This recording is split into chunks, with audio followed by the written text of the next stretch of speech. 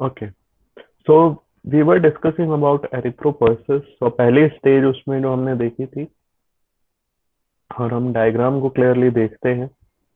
तो first is PHSC, that is your pluripotent haemopoietic stem cells. Pluripoietic pluripotent haemopoietic stem cells. Pluripotent का मतलब होता है, प्लूरी मतलब मल्टीपल, बहुत सारे। पोटेंट का मतलब होता है जो चेंज कर सके या फिर चेंज होना चाहता हो सकता है। पोटेंट मतलब एक्टिव, ओके, एक तरीके से। हीमोपोएटिक मतलब जो ब्लड सेल्स बनाने में हेल्प करते हो।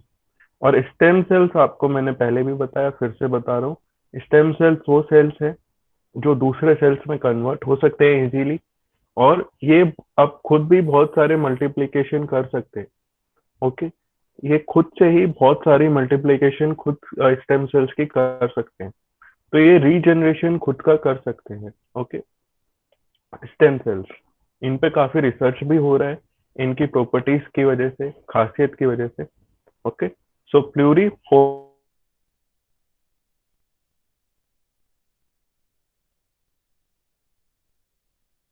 से सेल्स बनाने में हेल्प करें, काफी प्रकार के। प्लूरी मतलब मल्टीपल, काफी प्रकार। ओके, बहुत सारे टाइप्स के ब्लड सेल्स। हीमोपोएटिक मतलब ब्लड सेल्स का फॉर्मेशन।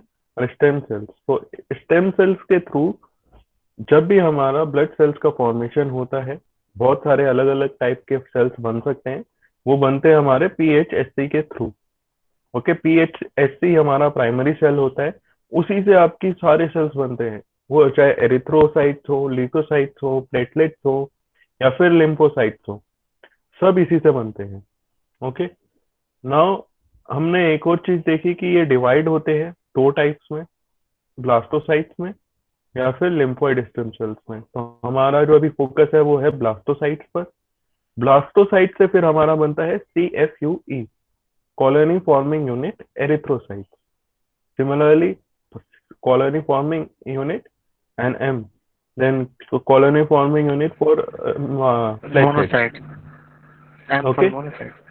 हाँ जी।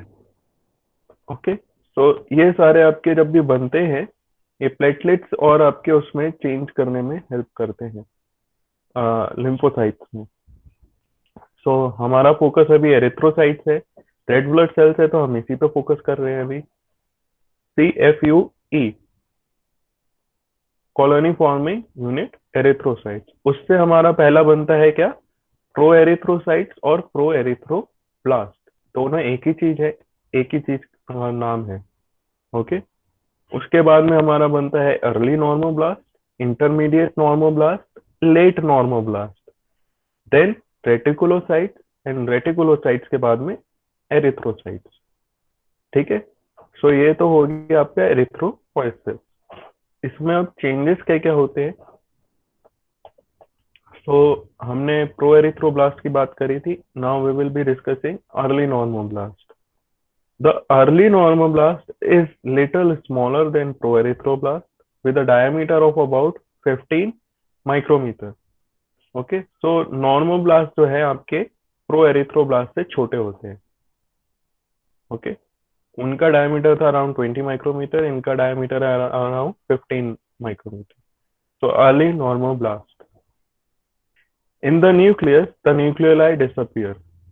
In the nucleus, the nuclei disappears. Nucleoli disappears. Now going back to the diagram, यहाँ पर आप नोट कर सकते हैं प्रोएरिथ्रोसाइट्स है एंड अर्ली नॉर्मोब्लास्ट है। प्रोएरिथ्रोसाइट्स के न्यूक्लियस में आप लाइट ब्लू में न्यूक्लियोलाई देख सकते हैं। अर्ली नॉर्मोब्लास्ट में वो गायब हो गए हैं या डिसअपियर हो गए हैं।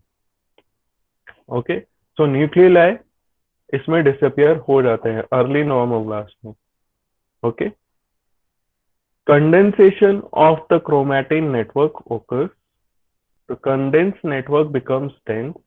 The cytoplasm is basophilic in nature, so this cell is also called basophilic erythroblast. This cells develop into next stage called intermediate normoblast. ना इसको फिर से समझने की कोशिश करते हैं। कंडेंसेशन मतलब होता है इकट्ठा होना। ओके, इकट्ठा होना एक जगह पे, उसमें डेंसिटी बढ़ना। इकट्ठा होना। क्रोमैटिन आपके न्यूक्लियस में जो हमने सेल पढ़ा था तो वो अलग अलग बहुत फैले होते हैं, ओके, न्यूक्लियस के अंदर। लेकिन इस स्टेज में नॉर्मोब्लास्ट में, अर्ली नॉर्मोब्लास्ट में वो इकट्ठा होना शुरू हो जाते हैं, आपस में पास में आने लग जाते हैं एक दूसरे के। तो जब वो पास में आते हैं तो उसको हम बोलते हैं they are becoming more dense. Okay, dense का मतलब है, ओके, डेंसिटी बढ़ना। ओके, तो उनका जो एक जगह पर एक साथ बहुत सारे जब चीजें प्रेजेंट होते तो उसको हम बोलते हैं डेंस। ओके, डेंसिटी बढ़ना। The cytoplasm is basophilic in nature. This so this cell is also called basophilic erythroblast. Basophilic erythroblast. This cell develops into next stage called intermediate normoblast. तो intermediate normoblast में ये convert होते हैं। किसमें convert होते हैं? Early normoblast convert हुए intermediate normoblast में। ओके, तो अब इंटरमीडिएट नॉर्मोब्लास्ट में क्या क्या चेंजेस आने दिखते हैं हमें? सर पहले, बेसोफिलिक, तो जो बेसोफिलिक हाँ नेचर वो किसकी वजह से हो रहा है? क्रोमेटिन की वजह से हो रहा है क्या? हाँ नहीं, वो क्रोमैटिन की वजह से भी हो रहा है, प्लस आपके जो चेंजेस उसमें न्यूक्लियस में आ रहे हैं उसकी वजह से मोस्टली हो रहे हैं। सो अगर आप जी सर। देखेंगे तो आपका जो साइटोप्लाज्म था वो भी प्रोएरिथ्रोब्लास्ट में भी बेसोफिलिक था। देन आपके अर्ली नॉर्मोब्लास्ट में भी वो बेसोफिलिक है। Basophilic. Okay, then comes your intermediate normoblast. Intermediate normoblast, now इसका सेल साइज फिर से घट गया है। तो अगर आप देखेंगे, पहले वाले का था 15 माइक्रोमीटर, पहले प्रोएरिथ्रोब्लास्ट का था 20, देन आपके अर्ली नॉर्मोब्लास्ट का था 15, नाउ इसका 10 to 12 माइक्रोमीटर। सो ये और छोटा हो गया है। The nucleus is still present, nucleus अभी भी प्रेजेंट है, but the chromatin network shows further condensation. So chromatin और ज्यादा पास में आने लग गए हैं, बहुत ज्यादा इकट्ठा होना शुरू हो गया।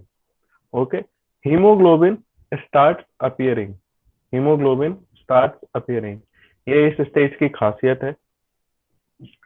Cytoplasm is already basophilic. Now, because of the presence of hemoglobin, it stains with both acidic as well as basic stains.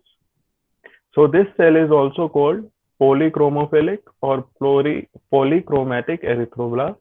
This cells develop into next stage called late normoblast. यहाँ पर कंफ्यूज होने की need नहीं है। हम पहले picture diagram देखते हैं सेल का, उसके बाद में बाकी चीजों को डिस्कस करते हैं। ओके, सो ये आपका इंटरमीडिएट नॉर्मोब्लास्ट है, अर्ली नॉर्मोब्लास्ट है, दोनों में आप डिफरेंस देख सकते हैं। पहला डिफरेंस जो है साइज में है। अर्ली नॉर्मोब्लास्ट थोड़े बड़े थे, इंटरमीडिएट नॉर्मोब्लास्ट थोड़े छोटे हैं। First thing. दूसरी चीज, दोनों में अभी तक न्यूक्लियस प्रेजेंट है, लेकिन न्यूक्लियस में खासियत यह है जो क्रोमैटिन है वो टेंस होते जा रहे हैं, कंडेंस हो रहे हैं, इकट्ठे हो रहे हैं। ओके, दूसरी चीज जो आप इन दोनों में देख सकते हैं वो है colour difference. Okay, colour difference. Early normoblast में हीमोग्लोबिन बनना शुरू हो गया था, लेकिन उसका अपीयरेंस दिखना शुरू हुआ इंटरमीडिएट में, और इसीलिए इंटरमीडिएट नॉर्मोब्लास्ट को जब आप देख रहे हो तो वो थोड़ा थोड़ा रेडिश होना शुरू हो गया है। ओके, रेडिश दिख रहा है ना आपको? रेडिश होना शुरू हो गया है, दोनों में डिफरेंस दिख रहा है। नहीं सर। जी सर। ये डिफरेंस आपका हीमोग्लोबिन की वजह से ही आ रहा है। ओके, जो ये रेड कलर का डिफरेंस आ रहा है ये आपके हीमोग्लोबिन अपीयरेंस की वजह से आ रहा है। और जैसे जैसे ये हीमोग्लोबिन बढ़ता जाता है, रेड कलर और ज्यादा ब्राइट और डार्क होता जाता है। ठीक है, नीचे आप पूरे सेल साइकिल में देख सकते हैं। ठीक है, आरबीसी तो पूरे रेड हो जाते हैं क्योंकि उनमें हीमोग्लोबिन कंटेंट बहुत ज्यादा होता है सर। ओके, सो इंटरमीडिएट और इसमें आपको डिफरेंस समझ में आ गया होगा अभी तक। नाउ बेसोफिलिक क्या होता है? आपने अभी क्वेश्चन पूछा था बेसोफिलिक क्यों हो रहा है। बेसोफिलिक होता क्यों, होता क्या है? एक बेस है सर, ये बेसोफिलिक जो कंटेंट है। हाँ जी, बेसिक नेचर होता है सर बेसोफिलिक। बेसिक नेचर होता है। जी। Okay,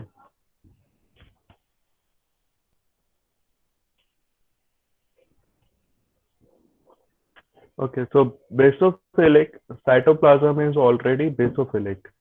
Okay, now because of the presence of hemoglobin, it stains with both acidic and basic stains. So cytoplasm के बेसिफिलिक होने का मतलब ये है, ये आपके माइक्रोस्कोप पे इजीली अवेलेबल है देखने को, ठीक है। और स्टेन्स यहाँ पर जो लिखा हुआ है acidic as well as basic stain, so हम आपको अगर 12th में आपने एक्सपेरिमेंट्स करे होंगे माइक्रोस्कोप के अंदर, तो हम उसमें बहुत सारे स्टेन्स डालते हैं, वो एसिडिक भी हो सकते हैं, बेसिक भी हो सकते हैं। सो वो हमें दिखना शुरू हो जाता है माइक्रोस्कोप के अंदर। ओके, सो ये दोनों से एसिडिक और बेसिक स्टेन दोनों से आपका दिख सकता है, प्रेजेंस होता है हेमोग्लोबिन का। ओके, सो बेसोफिलिक सेल्स होते हैं। Then comes late normoblast. Late normoblast, late normoblast diameter और फिर से डिक्रीज हो गया है, और ज्यादा डायमीटर डिक्रीज हो गया, मतलब साइज डिक्रीज हो गया सेल का। Nucleus becomes very small with very much condensed chromatin network, and it is known as ink spot nucleus. Ink spot nucleus. So nucleus इसमें इतना छोटा हो जाता है, बहुत ज्यादा छोटा हो जाता है, और जो उसके अंदर क्रोमैटिन प्रेजेंट होता है वो बहुत बहुत ज्यादा इकट्ठा हो जाता है। तो ऐसा लगता है जैसे कि वो एक इंक स्पॉट होता है, जब पेन का डॉट बनाते हैं उतना छोटा लगने लगता है वो। ओके, पेन से अगर हम किसी व्हाइट कागज पे डॉट बनाएंगे तो इतना कंडेंस हो जाता है। पहले अगर वो एक सर्कल में था, तो सर्कल से वो छोटा होते होते होते वो इतना छोटा हो गया कि उसको सिर्फ एक इंक स्पॉट डॉट जब हम बनाते हैं पेन से उतना छोटा हो जाता है। ये एक एग्जांपल है, उससे काफी छोटा हो जाता है वो, हम यूजुअली उसको देख नहीं सकते हैं with naked eyes. Okay, so quantity of haemoglobin increases, haemoglobin की क्वांटिटी इंक्रीज हो रही है, and the cytoplasm becomes acidophilic. Cytoplasm becomes acidophilic. Cytoplasm becomes acidophilic. Okay, so the cell is now called orthochromic erythroblast. ये याद रखने की need नहीं है। In the final stage of the late normoblast, just before it passes to next stage, the nucleus disintegrates and disappears. This process by which nucleus disappears is called pycnosis. Pycnosis. Okay, pycnosis. The final remnant is extruded from the cell. Late normoblast develops into next stage called reticulocytes. So फिर से इसको देखते हैं, cell के diagram को देखते हैं। So let normoblast, इसमें आपको सेल में न्यूक्लियस नहीं दिखेगा। इंटरमीडिएट में न्यूक्लियस प्रेजेंट था, लेट नॉर्मोब्लास्ट में नहीं है, फर्स्ट थिंग। दूसरा डिफरेंस जो हमें देखने को मिल रहा है, आप अगर इसमें देखेंगे कलर चेंज ज्यादा हो गया है, इसका मतलब है हीमोग्लोबिन कंटेंट बढ़ गया है। ठीक है, तो दूसरा चेंज है हीमोग्लोबिन कंटेंट बढ़ गया है। तीसरी चीज जो हमने बात करी वो था इंटरमीडिएट ब्लास्ट तक वो बेसोफिलिक थे, लेट नॉर्मोब्लास्ट में आके वो एसिडोफिलिक हो गए। ओके, एसिडोफिलिक हो गए। सो लेट नॉर्मोब्लास्ट में एसिडोफिलिक है आपका साइटोप्लाज्म। नाउ जो यहाँ पर याद रखने वाली चीज है, इस स्टेज को हम फिर दोबारा देखेंगे, ये इंपॉर्टेंट है। इसका मैंने अभी एक स्लाइड देखा है, तो वो स्लाइड में आपको दिखाऊंगा इसमें चेंजेस कैसे आते हैं। ओके, सो इसमें जो मेन याद रखने वाली चीज है वो ये है, इसमें न्यूक्लियस जो है डिसअपियर हो जाता है। Reticulocytes, reticulocyte is the second last stage. Reticulocyte is known as immature RBCs, is also known as immature RBCs, red blood cells, slightly larger than matured RBCs, लेकिन इनका सेल साइज भी decrease होता है। अगर आप लेट नॉर्मोब्लास्ट को compare करेंगे और रेटिकुलोसाइट्स को कंपेयर करेंगे तो इनका सेल साइज भी डिक्रीज होता है। The cytoplasm contains reticular network of reticulum, which is formed by remnants of disintegrated organelles. Due to the reticular network, the cell is also called reticulocyte. The of reticulocyte is stained with supravital stain. आपको जो चीज इसमें याद रखने वाली है वो यही है, रेटिकुलोसाइट्स को हम रेटिकुलोसाइट बोलते क्यों है, रीजन क्या है, what is the reason behind name. Okay, तो रीजन बहुत सिंपल है। साइटोप्लाज्म के अंदर बहुत सारे ऑर्गेनेलिज प्रेजेंट होते हैं, हमने पढ़ा है। ओके, आपके माइटोकॉन्ड्रियाज होते हैं, देन आपके एंडोप्लाज्मिक रेटिकुलम होते हैं, देन लाइसोसोम्स होते हैं। तो बहुत सारे ऑर्गेनेलीज आपके प्रेजेंट होते हैं। ठीक है, जैसे जैसे वो आपका प्रोसीजर शुरू होता है वो डिसइंटीग्रेट होने लगते हैं। डिसइंटीग्रेट मतलब टूटने लगते हैं, और जो उनका टूटने के बाद में जो पार्ट्स रह जाते हैं उससे ये रेटिकुलर नेटवर्क बनाते हैं। ओके, तो वो रेटिकुलर नेटवर्क बनाने की वजह से ही साइटोप्लाज्म के अंदर इसको हम रेटिकुलोसाइट बोलते हैं। ओके, तो आपके जो भी ऑर्गेनेलिज सेल्स में प्रेजेंट होते हैं वो डिसइंटीग्रेट होते हैं और वो एक रेटिकुलर नेटवर्क बनाते हैं और रेटिकुलम बनाते हैं, और इसीलिए हम इनको रेटिकुलोसाइट्स बोलते हैं। ओके, नाउ यहाँ तो पर इसका एक बहुत, फंक्शन क्या है सर रेटिकुलोसाइट का? Wait a second. Okay, sir इसका हम यहाँ फंक्शन क्या है रेटिकुलोसाइट का? रेटिकुलोसाइट्स आर इमेच्योर आरबीसीज, या आपके ब्लड में डायरेक्टली प्रेजेंट होते हैं। ओके, सो ये आपके जब ब्लड में प्रेजेंट होते हैं तो इनका काम होता है आरबीसीज में मेच्योर होना, लेकिन ये मेच्योर होने के लिए इनको एक ट्रैक्टर दिया जाता है। ये आपके, मैं आपको इस हिसाब से समझा सकता हूँ इसको, अगर आप इसको समझना ही चाहते हैं अच्छे से। मान लीजिए आपके ब्लड में आरबीसी प्रेजेंट है, ओके, और उसमें आपके 120 डेज की साइकिल पूरी होने वाली है। ठीक है, लेकिन आपके बोन मैरो में अभी जी सर। आरबीसी जो है वो उस स्पीड से नहीं बन रहे हैं। ठीक है, सो आपके ब्लड में रेटिकुलोसाइट्स प्रेजेंट होना जरूरी है। वो इमेच्योर होते हैं तो वो मैच्योर होना शुरू हो जाते हैं, और वो सिग्नल भेजते हैं आपके बोन मैरो को कि हमें और सेल्स चाहिए, आरबीसी चाहिए। तो इसीलिए कि ब्लड में आरबीसी की काउंट जो है वो कम ना हो जाए एकदम से, इसीलिए रेटिकुलोसाइट्स आपके सेल्स ब्लड में प्रेजेंट होते हैं, और इसी वजह से इनको इमेच्योर आरबीसी बोला जाता है, क्योंकि ये आरबीसी में कन्वर्ट होते हैं। ओके, ये मैच्योर तो होते हैं तो स्टॉक ये, के जैसा है ना? हाँ जी, ये स्टॉक के जैसा है ना, कि मतलब कि बाद में यूज हो सके हाँ स्टॉक जी, प्रोडक्ट। जी हाँ जी। ठीक है, तो एकदम से काफी ज्यादा आपका काउंट जो है, आरबीसी काउंट जो है वो एकदम से डिक्रीज ना हो जाए, इसीलिए रेटिकुलोसाइट्स ब्लड में प्रेजेंट होते हैं, ताकि वो उस आरबीसी लॉस को कवर कर सके। और जब तक आपका बोन मैरो उस और आरबीसी बना के नहीं भेज देता तब तक ये काम चलाने में फिर हेल्प करते हैं। ओके, जी sir. so in newborn babies reticulocyte count is 2 to 6% of RBCs. So 2 to 6% of RBCs, 2 to 6 reticulocytes are present for every 100 RBCs.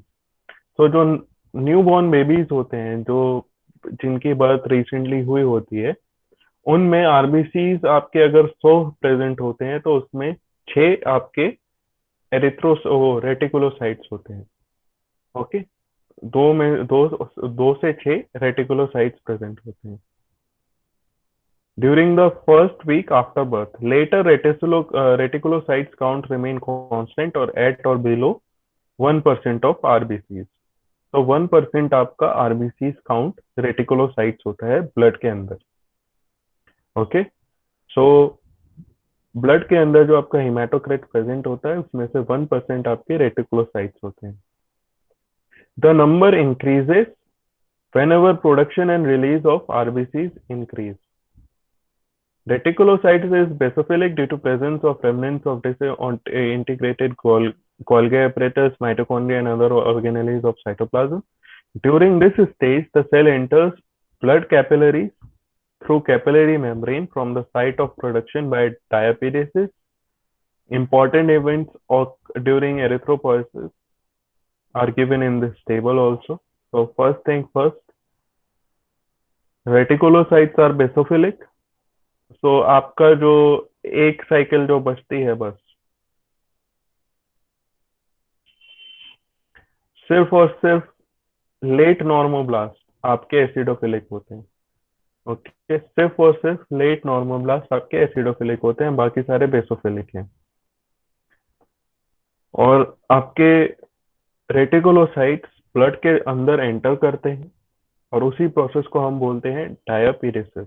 डायापीरेसिस ये आपको important exam point of view से नहीं पूछा जाएगा व्हाट इज डायापीरेस और डायापीरेसिस, और लेकिन आपको पता होना चाहिए कि प्रोसेस का नाम क्या होता है. तो डायापीरेसिस जब भी आपके रेटिकुलोसाइट्स ब्लड कैपिलरीज के थ्रू आपके ब्लड में एंटर करेंगे या फिर कैपिलरी मेम्ब्रेन में एंटर करेंगे, उस प्रोसेस को हम बोलते हैं डायापीरेसिस.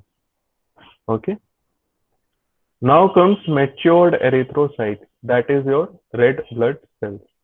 Reticular network disappears and the cell becomes matured RBCs and attains a biconcave shape. ये हम पहले भी बात कर चुके हैं, सेल्स की शेप बाइकॉनकेव होती है. The cells decreases in size to 7.2 micrometer diameter. So इनका साइज और डिक्रीज हो जाता है. The matured RBCs is with hemoglobin but without nucleus. So इसमें न्यूक्लियस प्रेजेंट नहीं होता है, इसमें हीमोग्लोबिन प्रेजेंट होता है आरबीसीज में. कॉमन है, बहुत सबको पता होगा ये तो अब तक. It requires 7 days for the development and maturation of RBCs from proerythroblast. Okay, so पहली स्टेज जो हमने अभी डिस्कस करी,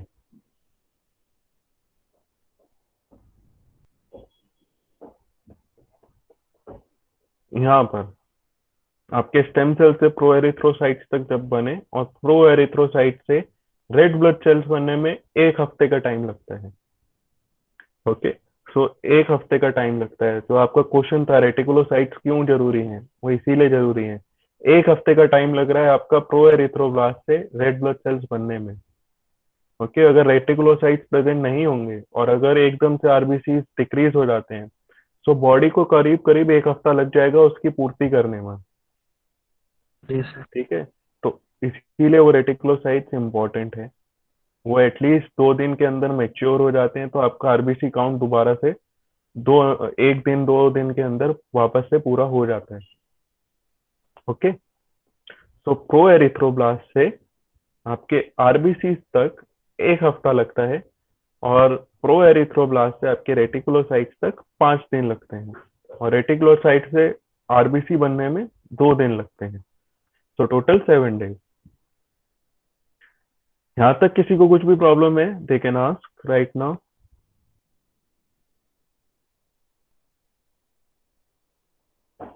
ओके, सर रेटिकुलोसाइट्स में भी हेमोग्लोबिन प्रेजेंट होता है ना? हाँ जी. तो सर वो बेसिक वो एसिडिक नेचर नहीं हो सकता है? नहीं, वो बेसोफिलिक है. Reticulocytes is basophilic due to acidic. इसमें. जी सर. हाँ हाँ जी, बोलो. सर एसिडोफिलिक होने के लिए सर उसमें हेमोग्लोबिन का प्रेजेंट होना जरूरी है ना? Die, acidic dye. नो, लेकिन यहाँ पर बेसोफिलिक हो क्यों रहा है वो भी तो देखिए ना आप. आपको अभी मैंने बताया कि जो साइटोप्लाज्म के अंदर जितने ऑर्गेनेलीज प्रेजेंट होते हैं वो डिसइंटीग्रेट हो जाते हैं. ठीक है, तो जितने भी आपके गोल्गी एपरेटस है, माइटोकॉन्ड्रिया है और सारे जो ऑर्गेनेलीज हैं वो डिसइंटीग्रेट होते हैं. और जब भी डिसइंटीग्रेशन होता है तो वहां पर आपकी जो एसिडिक यू कैन से जितने भी एसिडिक आपका या वो था क्या कहते हैं कंपोनेंट्स थे वो डिक्रीज होने लग जाते हैं. ओके, सो बेसोफिलिक होना शुरू हो जाते हैं. तो वहाँ बेसोफिलिक का अमाउंट ज़्यादा था ना, हो जाता है एसिडिक से. हाँ जी. जी थैंक यू. ओके, सो यहाँ पर एक ये टेबल दे रखा है. ये बस आपको एक जनरल पॉइंट याद रखने के लिए है, लेकिन अगर एग्जाम में लॉन्ग टर्म क्वेश्चन आता है या शॉर्ट टर्म क्वेश्चन आता है तो आप ये टेबल बना सकते हैं. अगर लॉन्ग टर्म आता है तो आपको सारा डिस्क्राइब करना पड़ेगा. जैसे जैसे मैंने आपको अभी बताया वैसे वैसे आपको डिस्क्राइब करना पड़ेगा एग्जाम में. ओके, उसके लिए मैं आपके लिए थोड़ा ईज आउट कर दूंगा। तो उसमें आप एक चीज जो आपके लिए इजी रहेगा, मैं आपको डायग्राम सिर्फ और सिर्फ एरिथ्रोपोएसिस का एक दे सकता हूँ, लेकिन आपको हर एक पॉइंट को थोड़ा डिटेल में एक्सप्लेन करना पड़ेगा। रीजन सिंपल है, इंपॉर्टेंट टॉपिक है। Okay, so coming back to this table, stage of erythropoiesis, an important event, proerythroblast, synthesis of hemoglobin starts. Early normoblast. Sir आपकी Okay, someone has presented. Okay.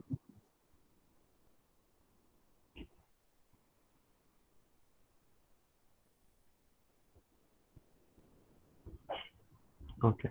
So proerythroblast, early normoblast, intermediate normoblast, late normoblast, reticulocytes and matured RBCs.